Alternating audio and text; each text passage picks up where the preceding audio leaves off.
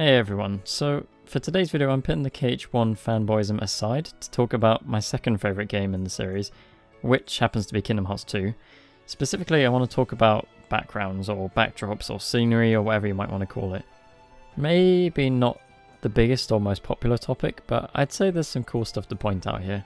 So I've picked 5 ways KH2 makes great use of its non-playable areas to strengthen its own world design. Oh, and I should mention that I'm not an artist, or I don't have a degree in design or anything like that, so I don't know if I'm using the correct terminology with these sort of things. This is just my opinion on why I think these elements work well in the game. To start, I want to look at the excellent way that the world of Hollow Bastion / Radiant Garden uses its scenery. Here there are 2 big standouts, the central castle and then the sinister Villain's Vale. When you first arrive at the world you get a look at the backside of Hollow Bastion, providing some familiarity with the last game, while also showing what a year's progress can do.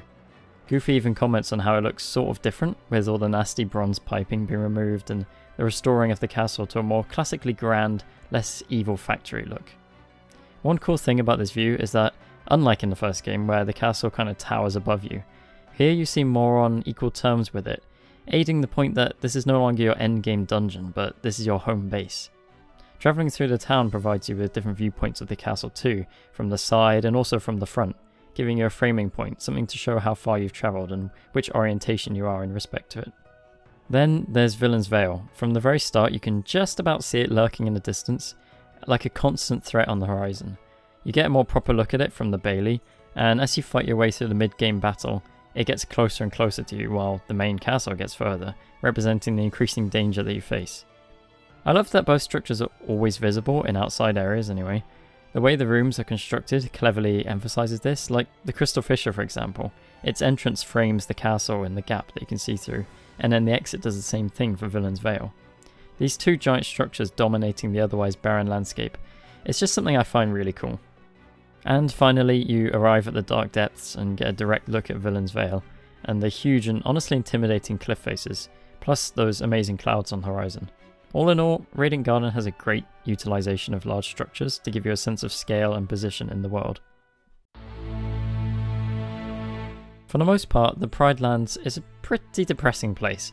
Playing through the world you initially encounter dull, barren landscapes with oppressive clouds in the sky, marking the damage Scar has done with his reign of terror. So an area called Wastelands would, at first thought, appear to continue this. But instead you're treated with a brilliant blue sky and a much warmer feel. Sure, the area is still a rocky, lifeless Badlands, but the tone has definitely shifted. Seeing the jungle in the distance too, knowing that the hope for the kingdom lies there with Simba, that's really cool. Of course the Oasis is the prettiest area in the world. The view here is great and provides a more detailed rainforest environment than the one we've got with KH1's Deep Jungle. But my favourite is still the Wasteland. I think it's the transition I enjoy the most. A between point of emptiness but also life. The contrast in colour between the yellow barren landscape and then the vibrant blue sky, with a little tinge of green on the horizon.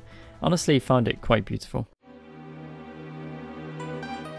Why do I like the backdrops of Space Paranoid so much? Well, first off there's the 80s vibe in general. Okay, it's not full on Outrun. The Solar Sailor landscape is probably the closest thing to that, but it's still overall very cool to me. I like that the world, being a datascape, is unnatural with bright neon colours and strange shapes, but at the same time it's trying to replicate a natural environment, imitating huge cliff faces, a sea that you sail over, and then of course these Minecraft clouds before Minecraft was ever a thing. Also there's a sense of scale of the structures here. They truly make you feel like you're a tiny part of this computer system. And I want to touch more on that unnatural aspect because a data world could indicate a very ordered, neatly structured landscape, but instead there's some chaotic elements here too. Buildings with jagged edges and patterns strewn all over the ground.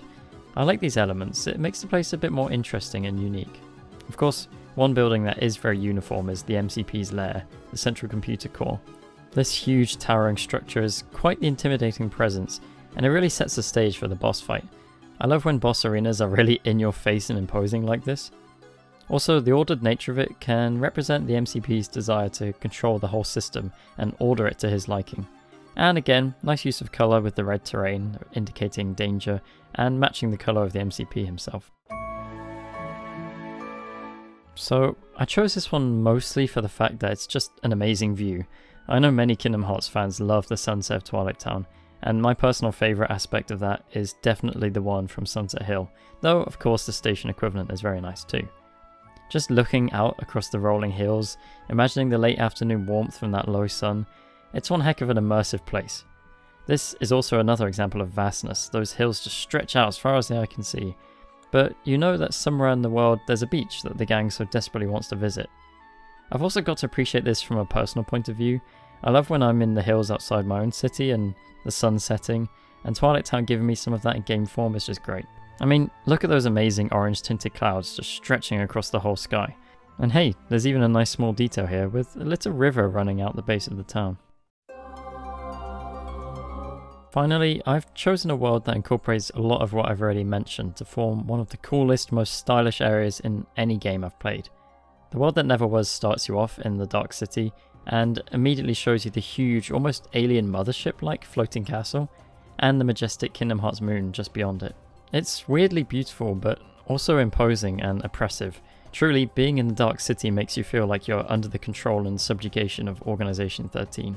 Again, we have a constant framing point with the moon, almost always visible, showing your ultimate goal as you climb higher through the city and the castle. And speaking of, look how massive this city is. You can see it's on this uphill slope from the start, with skyscrapers looming high in the distance. I wonder how long it took Sora, Donald and Goofy to even reach the castle. Then, when you're at the brink of despair, you are given what is my favourite backdrop in this world. A massive, dangerous crater with the Dark City surrounding it on all sides. You get a sense of how ridiculously big this place actually is.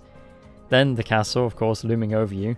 As you ascend it, you lose sight of the city below as well, showing just how high you've climbed. This place just feels unnatural, artificial, but at the same time very empty, as the home of the nobodies should. The staggering drops and the scale of everything here also gives off this kind of sense of dread, a touch of cosmic horror even. I love every backdrop in this world, but it's the brink of despair that really is the most outstanding view of all for me. The worlds of KH2 clearly aren't as intricately designed or filled with hidden detail as those of its predecessor, and I will always prefer KH1's world design, just for having more stuff in it, and a much better layout across its levels. That said, I have to appreciate what this game does do right, that being the visuals. The content of the worlds might be bare and a bit empty, but the areas themselves look damn good. The updated 2.5 graphics certainly help with this, but at its core it's the way these backgrounds are designed that are the real highlight. Whether it's the warmth and beauty of Twilight Town, or the cold and awe-inspiring vastness of the World That Never Was. I know a lot of this might be obvious, but I just had a desire to point out all this neat stuff, and feel free to mention your favourite views and backgrounds in KH2, or even, of course, any of the Kingdom Hearts games down in the comments below. And, as always, thanks for watching.